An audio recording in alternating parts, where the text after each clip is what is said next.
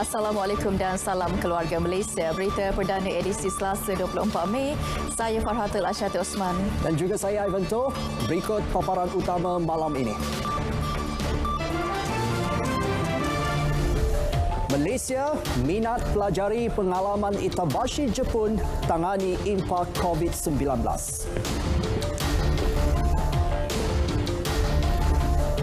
Pekerja asing selain Nepal dibenar jadi pengawal keselamatan.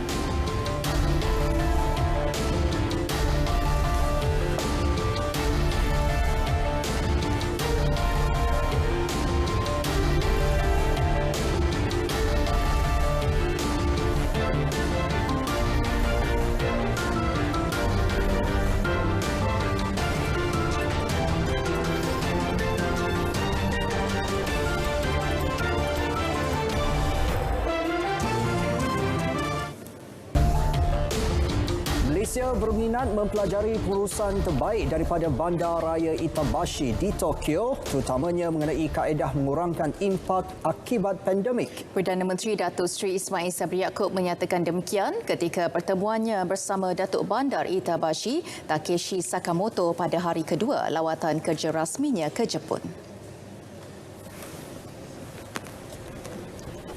Menurut Perdana Menteri, daripada apa yang disaksikan sepanjang pengamatannya di Bandaraya Itabashi, beliau percaya banyak perkara yang boleh dipelajari Malaysia, apatah lagi ketika pelbagai sektor sosial dan ekonomi perlu dibangunkan semula agar kembali dapat beroperasi secara optimum. Malaysia sememangnya mengagumi Jepun kerana pencapaiannya yang tinggi dalam bidang sains dan teknologi serta kejayaannya dalam pengurusan kebajikan rakyat dan kerjasama di peringkat antarabangsa. Saya berpandangan kedua buah negara boleh berganding bahu bersama-sama untuk mempromosikan SDG di peringkat serantau dan antarabangsa. Terdahulu sebaik tiba di Bandar Itabashi, Datuk Seri Ismail bersama isteri dan delegasi diberi sambutan rasmi oleh Datuk Bandar dan komunitinya. Ia salah satu daripada 23 pusat bandar dalam metropolis Tokyo. Ia merupakan majlis meraikan lawatan sulung beliau ke Jepun sejak memegang jawatan Perdana Menteri. Dalam majlis sama, Perdana Menteri turut meluangkan masa bertemu komuniti perniagaan Itabashi mengenai potensi pelaburan yang boleh ditawarkan di antara kedua-dua negara. Turut berlangsung, majlis menandatangani program Sustainable Development Goals SDGs di antara Datuk Bandar Kuala Lumpur, Datuk Seri Mahadi Cik Ngah dan Datuk Bandar Itabashi.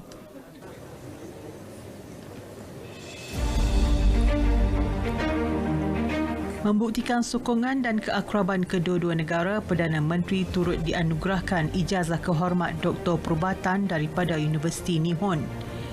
Ijazah kehormat berkenaan disampaikan oleh Presidennya, Dr. Naoto Kato, disaksikan kira-kira 100 jemputan yang terdiri daripada ahli fakulti serta kaki tangan universiti yang merupakan antara universiti swasta tertua di Jepun. Dr. Naoto turut melahirkan pengiktirafan terhadap pencapaian Datuk Seri Ismail dalam memimpin Malaysia menangani pandemik COVID-19 dengan mengutamakan inisiatif menyelamatkan sebanyak mungkin nyawa. Perdana Menteri dalam ucapan penghargaannya pula menyifatkan ijazah kehormat yang diterima mencerminkan ikatan persahabatan yang erat antara Malaysia dan Jepun serta atas kejayaan penyatuan keluarga Malaysia mengharungi pandemik COVID-19. Inilah hasil strategi kesihatan yang berkesan dan pelaksanaan kawalan pergerakan serta sokongan penuh daripada rakyat. Akhirnya kita berjaya melandaikan lengkung jangkitan pandemik COVID-19. Malaysia juga diiktiraf sebagai negara terbaik untuk menangani pandemik ini oleh beberapa agensi seperti Bloomberg dan Nikkei. Malaysia kini telah mencapai 95% populasi dewasa negara yang telah menerima 2 dos lengkap vaksin dan akan terus berusaha mencapai kadar peratusan vaksinasi sepadan agar tidak melambatkan usaha pemulihan ekonomi global.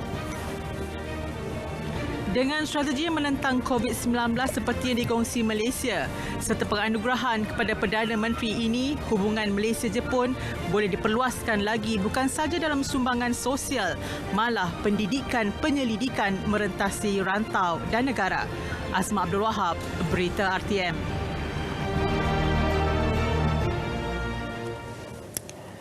Tiada cadangan untuk menubuhkan jawatankuasa khas bagi memantau bekalan ayam domestik. Menteri Pertanian dan Industri Makanan Datuk Seri Dr. Ronald Kiandi menjelaskan semua aspek libatkan bekalan ayam dipantau Jabatan Perkhidmatan Veterina. Sementara itu, 5 pendekatan segera jangka pendek seperti yang diumumkan kerajaan semalam termasuk menghentikan ekspor ayam bermula 1 Jun bertujuan memastikan bekalan ayam domestik mencukupi.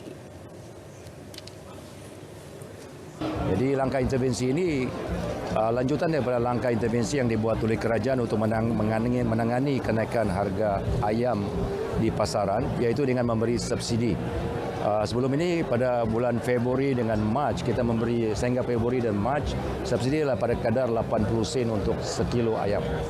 Dan kerajaan juga telah memutuskan untuk menambah bagi bulan April dan Mei menambah sebanyak 80 sen lagi subsidi, menjadikan subsidi jumlah RM1.40 bagi setiap kilo ayam.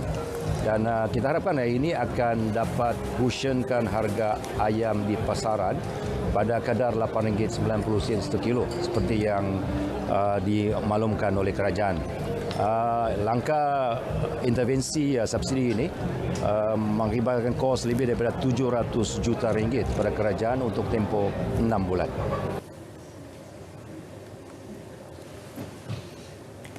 Dalam pada itu, Kementerian Pertanian dan Industri Makanan MAFI memaklumkan setakat ini RM50 juta subsidi telah dibayar berbanding RM729.43 juta subsidi disediakan di bawah skim kawalan harga keluarga Malaysia. Selaras penetapan harga siling ayam standard RM8.90 sekilogram.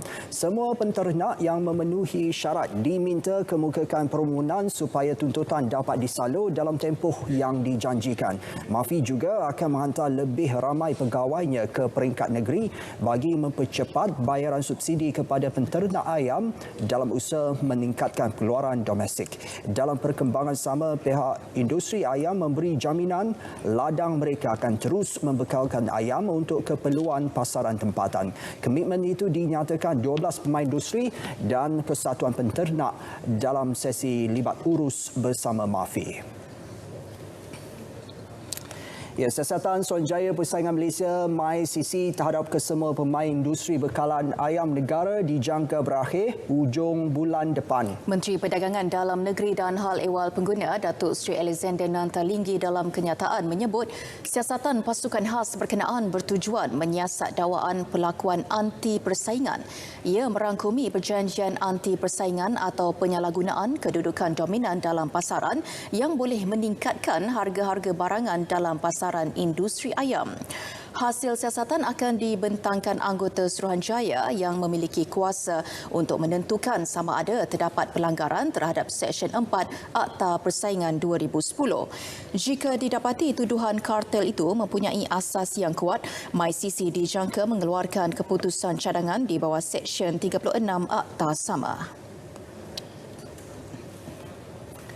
Langkah kerajaan mengambil pendekatan segera mengurangkan kesan yang dihadapi rakyat berkaitan konflik bekalan makanan yang diambil sesuai dengan situasi semasa global ketika ini. Ya, malah semua pihak perlu memainkan peranan dalam mendepani isu dan polemik berkaitan. Pertamanya kita lihat kepada rantai makanan itu sendiri di mana ianya terganggu sama ada daripada pengeluar, pengilang, pengedar ataupun pengguna. Jadi hari ini kita lihat apa yang berlaku di dunia ya secara global, pengeluaran makanan itu terganggu kerana beberapa faktor seperti peperangan. Berlaku juga faktor-faktor cuaca yang tidak menentu. Jadi di sini jika kita lihat perubahan iklim sebenarnya turut memberi sumbangan yang besar kepada berlakunya atau mengancam keselamatan makanan, dan ini mengakibatkan kos pengeluaran tinggi, persaingan dengan pengimport akan berlaku dan berlaku juga kekurangan tenaga kerja. Dalam mendepani cabaran global ini, kerjasama bersama agensi terlibat penting untuk melakukan inovasi dan kajian bagi memastikan negara menjadi pengeluar kepada bekalan makanan asas sekaligus mengurangkan kebergantungan import. Langkah yang amat bertepatan dengan keadaan situasi semasa di mana negara mengalami krisis bekalan makanan dan peningkatan permintaan serta harga barang makanan asas. Justru dengan langkah yang telah diambil ini, ia dapat mengatasi isu besar iaitu masalah kartel dan juga masalah monopoli yang menyebabkan peningkatan harga barangan mentah dan juga barangan asas di Malaysia. Pengguna kena lebih bijaklah. Kalau kita nak mengatasi masalah ini, kita kena tentukan perkara ini ditangani dengan betul. Jadi kita kena bangkitkan balik kesedaran kepada kita semua untuk sama-sama buat sesuatu untuk mengubah nasib kita. Kerajaan bersetuju pada dasarnya untuk membawa masuk tenaga kerja asing sektor keselamatan dari negara luar selain Nepal. Kementerian Dalam Negeri akan mengadakan perbincangan dalam masa terdekat dengan Filipina, Indonesia dan Bangladesh berhubung cadangan tersebut. Jelas Menterinya Datuk Seri Hamzah Zainuddin, kriteria yang ditetapkan perlu dipatuhi termasuk pekerja asing itu perlu mempunyai pengalaman kerja dalam sektor keselamatan ketika di negara mereka. Permohonan bagi mendapatkan tenaga kerja berkenaan boleh dibuat selepas perbincangan tersebut diadakan. Bagaimanapun, kemasukan bergantung kepada keputusan dari negara sumber baharu terbabit. Keputusan ini bagi mengimbangi kekurangan tenaga kerja warga Nepal dan tempatan untuk bekerja di sektor keselamatan. Untuk membawa masuk tenaga kerja asing sektor keselamatan dari negara luar selain Nepal. Kementerian Dalam Negeri akan mengadakan perbincangan dalam masa terdekat dengan Filipina, Indonesia dan Bangladesh berhubung cadangan tersebut. Jelas Menterinya Datuk Seri Hamzah Zainuddin, kriteria yang ditetapkan perlu dipatuhi termasuk pekerja asing itu perlu mempunyai pengalaman kerja dalam sektor keselamatan ketika di negara mereka. Permohonan bagi mendapatkan tenaga kerja berkenaan boleh dibuat selepas perbincangan tersebut diadakan. Bagaimanapun, kemasukan bergantung kepada keputusan dari negara sumber baharu terbabit. Keputusan ini bagi mengimbangi kekurangan tenaga kerja warga Nepal dan tempatan untuk bekerja di sektor keselamatan.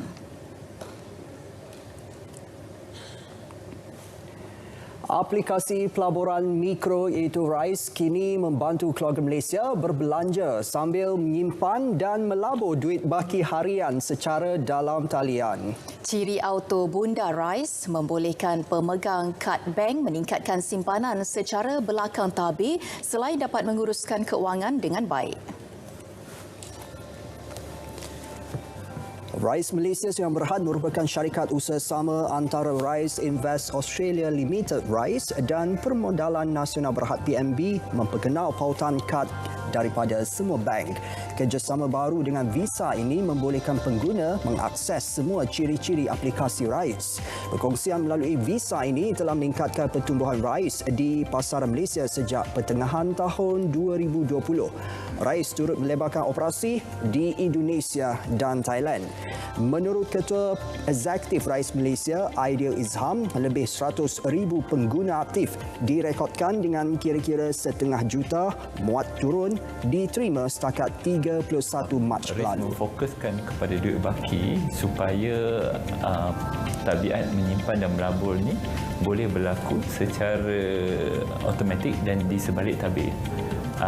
Sebagai contoh, apabila pengguna setelah mendaftar dengan RIS, pengguna memautkan kad bank dengan RIS, mereka hanya perlu berbelanja seperti biasa.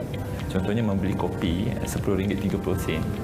Selepas itu apa race akan buat, kita akan bundarkan transaksi tersebut kepada ringgit yang seterusnya, RM11. Kemudian 70 sen duit baki yang tersedia akan disimpan dan dilaburkan secara automatik. Mudah. Pengguna boleh muat turun aplikasi tersebut serta melayari laman web www.riz.com.my untuk memulakan aplikasi pelaburan mikro tersebut. Ada 3 cara utama untuk melabur dengan mudah bersama RIZ. Baru-baru ini kami baru memperkenalkan satu lagi fungsi untuk melabur. Kita panggil RIZ Rewards, di mana apabila pelabur-pelabur kami berbelanja dengan rakan-rakan jenama RIZ, mereka akan dapat cashback pulangan tunai yang akan disimpan dan dilaburkan semula ke dalam akaun RIZ mereka. Dia sangat mudah sebab untuk buat pelaburan ni kita tahu banyak macam platform lain deposit dia tinggi. So untuk student macam saya minimum RM5 buat pelaburan tu dia sangat memudahkan lah. Lagi-lagi orang muda yang income dia tu sikit atau baru nak start bekerja, sangat mudah untuk buat pelaburan. Satu lagi aplikasi iaitu RIZ Kids membuka peluang kepada ibu bapa melakukan pemindahan simpanan secara automatik untuk tabungan anak-anak sehingga mencapai usia 18 tahun.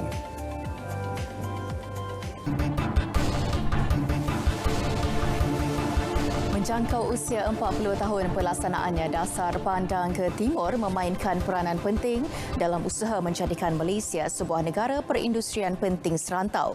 Menerusinya, lebih 26,000 rakyat Malaysia telah menjalani latihan di negara matahari terbit itu dan kini terlibat dalam pelbagai sektor dengan pengaplikasian teknologi maju. Duta Besar Jepun ke Malaysia, Takahashi Katsuhiko, berkongsi keyakinan Dasar Pandang ke Timur akan terus relevan dan menjadi pemangkin kepada keutuhan hubungan dua hala Kuala Lumpur Tokyo.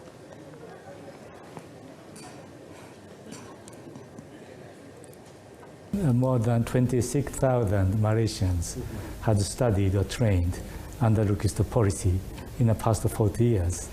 It itself is really a clear demonstration that it has achieved a lot.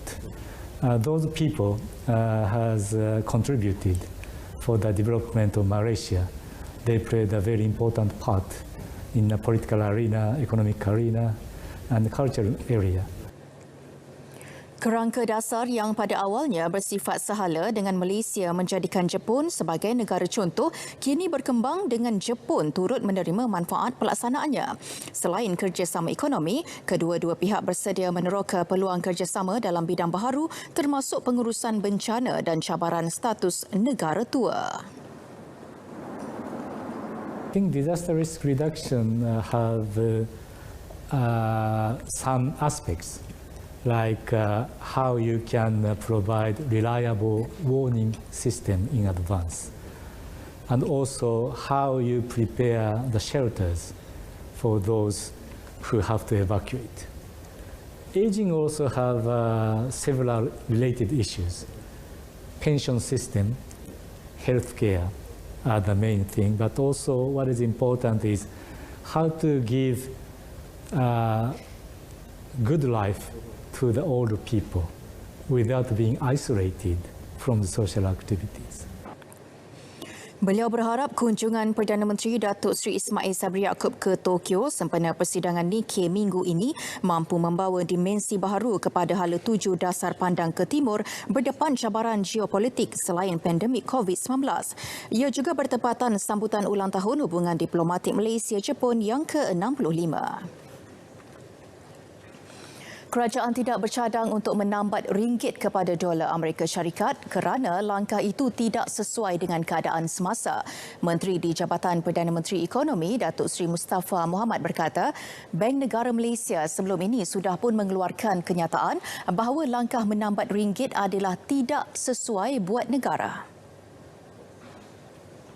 Itu Governor Bank Negara sudah pun beri kenyataan, ya, ini tidak sesuai lah dengan semasa. Tahun 98, 1 September 98 kita tambah ringgit, ya, RM3.80, keadaan luar biasa.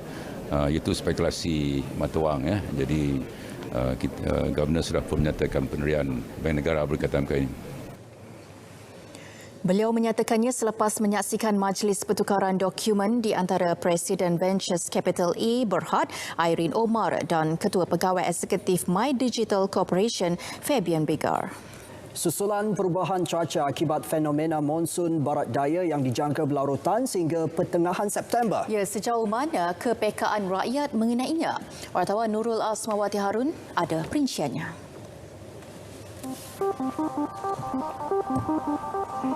Tinjauan mendapati rakyat Malaysia menyedari situasi cuaca panas ekstrim ketika ini. Tahu, panas sangat ni. Daripada sumber berita, website semua ada bagi warning kan, sebab cuaca panas sampai bulan September. Saya dapat rasalah kot perbezaan cuaca. Dia rasa dia punya panas tu panas lain. Meskipun cuaca agak panas, rutin harian berjalan seperti biasa. Namun, ada yang mengambil langkah tertentu termasuk mengurangkan aktiviti luar yang boleh mendedahkan kepada risiko strok haba. Bawa botol mineral setiap seorang individu kan. Sebelum kita datang sini, saya pastikanlah pelajar-pelajar saya cukup dia punya makan, dan kita dah cakap untuk pakaian, sentiasa pakailah pakaian yang attire sport supaya orang cakap ruang pengendaraan mudah untuk mereka bergerak, dan orang kata apa, tidaklah terlalu panas untuk kita membuat aktiviti. Keluarga Malaysia perlu mengambil langkah berjaga-jaga bagi mengelak insiden tidak diingini akibat cuaca panas, termasuk jerebu. Macam minum air. Lepas tu bila jalan tu jangan pakai orang kata baju yang terlalu tebal lah. So dia bila tebal dia akan panas, so akan kena stroke haba juga kan. Mungkin banyakkan minum air, kurangkan bersukan waktu tengah hari macam ni, duduk di rumah, berehat kat rumah, kurangkan aktiviti kat luar, and then kerap mandi. Sebelum ni waktu cuaca okey, saya ada jugalah beriadah petang-petang kan. Tapi buat masa sekarang ni tengah panas. So untuk elakkan stroke haba, saya pun tak adalah buat aktiviti sangat. Maybe saya exercise kat rumah, macam tu je. Nurul Asmawati Harun, RTM.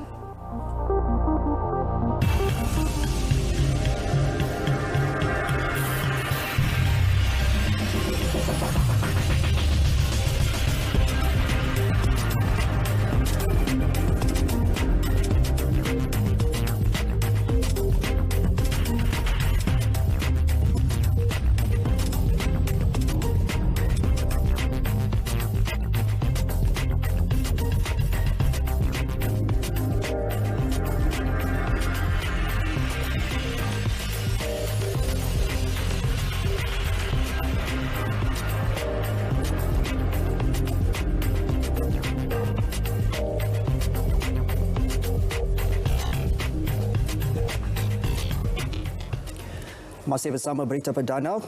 Jumlah kes penyakit tangan, kaki dan mulut HFMD meningkat 20 kali ganda dengan lebih 47,000 kes dilaporkan setakat 21 Mei lepas berbanding tempoh sama tahun lalu. Ketua Pengarah Kesihatan Tan Sri Dr. Noi Shah Abdullah berkata 15,548 kes dicatatkan pada Minggu Epidemiologi 20 yang berakhir pada 21 Mei lalu. Majoriti atau 61% kes direkodkan di Taska, Tadika dan prasekolah dengan 711 wabak. Beliau dalam kenyataan maklumkan Selangor menyumbang jumlah kes terbesar HFMD dengan lebih 13,000 kes, diikuti Kuala Lumpur dan Putrajaya kira-kira 6,000 kes.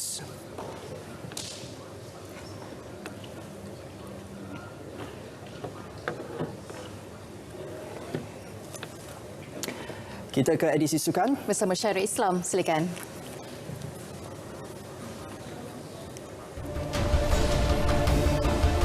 Pencapaian Sukan SEA 2021 diteliti.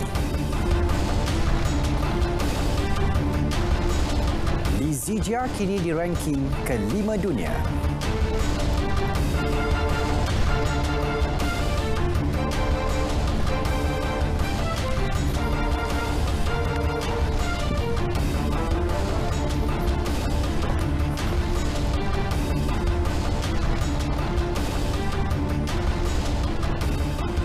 Assalamualaikum, salam sejahtera. Saya Syairul Islam dalam edisi Sukan malam ini.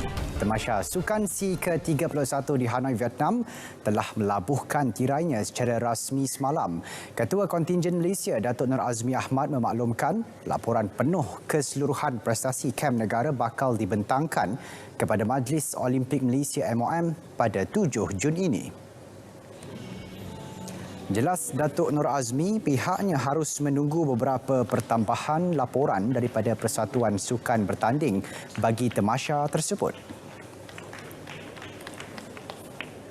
Setiap hari saya ada laporan rasmi terhadap pasukan-pasukan yang bertanding. Cuma mungkin ada sedikit tambahan oleh pengurus-pengurus pasukan yang akan kita ada buat standard format supaya pengurus pasukan boleh bagi input laporan mereka. Bagi saya, untuk saya ready, cuma persiapan daripada pengurus-pengurus pasukan. Saya ingat kita bagi dalam masa 1-2 minggu lah. Dalam masa sama, beliau turut mengingatkan agar semua pasukan lebih fokus kepada sasaran yang telah ditetapkan pada kejohanan-kejohanan akan datang. Ini satu pengajaran kepada kita, ingat semua pasukan-pasukan supaya lebih fokus kepada apa yang dia targetkan, dan berlebihan tu adalah bonus. Kalau kita fikir semua yang kita nak dalam satu masa, kita tak akan dapat. Malaysia mendamatkan kempen Sukan SEA kali ini di kedudukan ke-6 dengan 39 pingat emas, 45 perak dan 90 pingat gangsa. Tiada banyak perubahan akan dibuat. Itu penjelasan jurulatih skuad bola sepak Harimau Muda, Brad Maloney, menjelang kejohanan Piala Asia bawah 23 tahun di Uzbekistan bulan depan. Menurutnya, kelompok pemain yang dimiliki kini telah menunjukkan prestasi yang positif. Maloney optimis walaupun anak buahnya sekadar mara ke separuh akhir Sukan SEA Vietnam 2021, ia boleh disifatkan sebagai persiapan terbaik mereka. Tengah berjaya ditanduk keluar dan di sana whistle panjang. From what I see and the players that are available, I believe that the group that we've got now will basically be the group that we take to Uzbekistan. I don't see too many wholesale changes.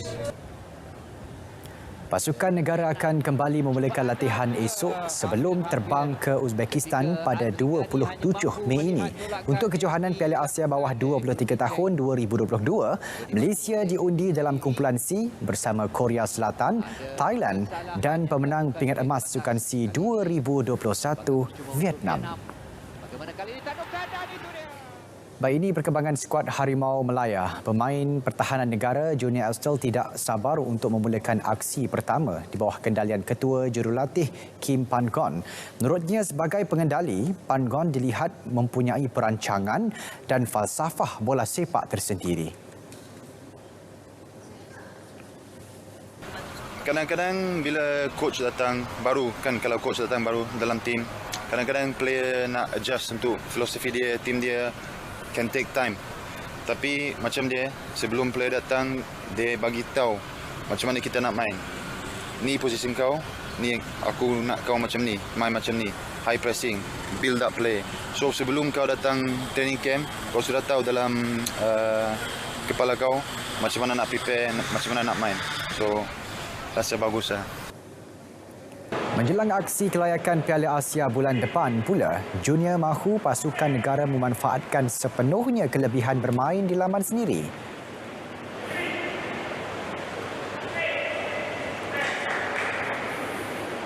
Game 3-3 ni kita ada dekat Malaysia.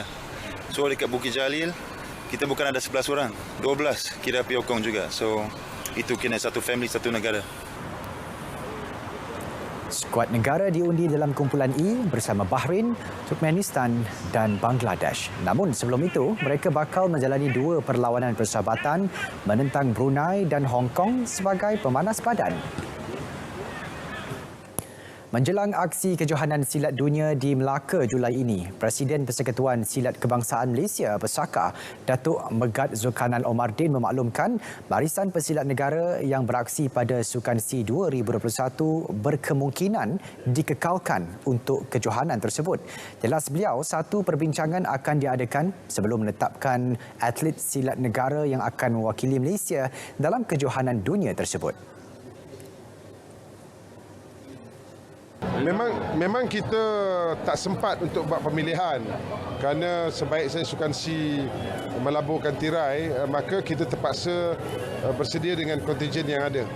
Tetapi itu tidak bermaksud kita tak boleh lakukan pertukaran sebab kita mempunyai pesilat pelapis yang ramai. Tapi kita kena juga mengambil kira kejuaraan dunia ini lebih besar daripada Sukan SEA.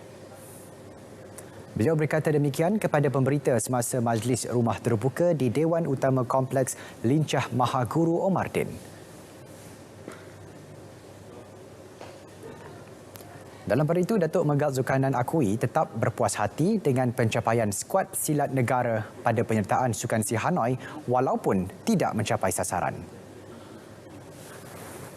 Secara keseluruhan, saya mengakui kita tidak mencapai sasaran yang kita sasarkan. Kita menyasarkan 3 pingat emas, namun kita hanya dapat mencapai keputusan 2 untuk dibawa pulang. Namun pada saya, semangat yang ditunjukkan oleh pesilat kita ini adalah satu yang luar biasa. Kita dapat lihat bagaimana Al-Jufri dan rakan-rakan Siti Rahmah, Wana dan sebagainya, walaupun mereka beraksi di pentas akhir, walaupun tidak mencapai kejayaan, tapi pada saya ukuran pingat itu penting, tetapi yang lebih penting ialah bagaimana mereka berlawan. Secara keseluruhan, Kem Silat Negara membawa pulang 2 pingat emas, 3 perak dan 9 gangsa.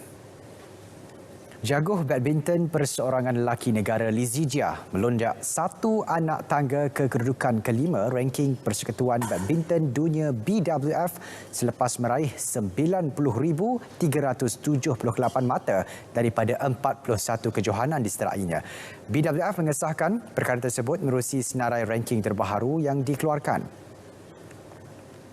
Berdasarkan kedudukan ranking terbaru, Zijia mengatasi pemain Indonesia Anthony Sinisuka Ginting yang kini menghuni kedudukan ke-6 ranking BWF dengan mengumpul 87,879 mata. Kejayaan Zijia memperbaiki kedudukan rankingnya didorong beberapa pencapaian membanggakan, iaitu muncul juara kejohanan badminton Asia di Filipina 1 Mei lalu serta memenangi terbuka Thailand di Bangkok Ahad lepas.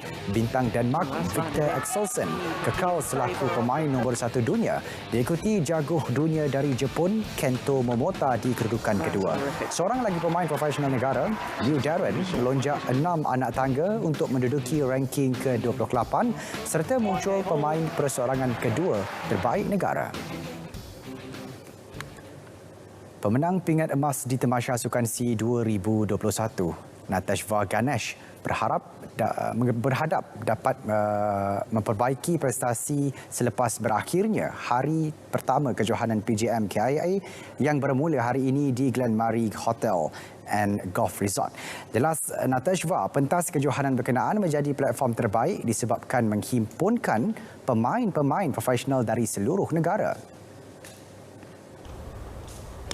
Natashva yang melakar 74 pukulan 2 di atas par masih jauh jika dibandingkan rakannya Erwin Chang yang berjaya berada di kelompok pendahulu. I'm feeling great, more confident after coming back from SEA Games. To be honest, just came here to gain a lot of experience because the difference between pros and amateurs like a lot. Once I come here, I can see the difference between the amateur players and the pro players. Pada hari pertama, seorang lagi pemain amatur Haris Hazri muncul pendahulu selepas melakar 65 pukulan, 7 di bawah par. Kejohanan ini turut disertai pemain profesional Ben Leong, Nicholas Fong dan bekas Olimpian Denny Chia. Saudara, sebentar tadi telah masuk waktu solat fardu isyak bagi wilayah Persekutuan Kuala Lumpur dan kawasan-kawasan yang sama waktu dengannya. Selamat menunaikan solat fardu isyak. Dengan itu, edisi Sukan 24 Mei 2022 berakhir di sini. Saya Syairul Islam. Salam keluarga Malaysia dan salam sukan untuk semua.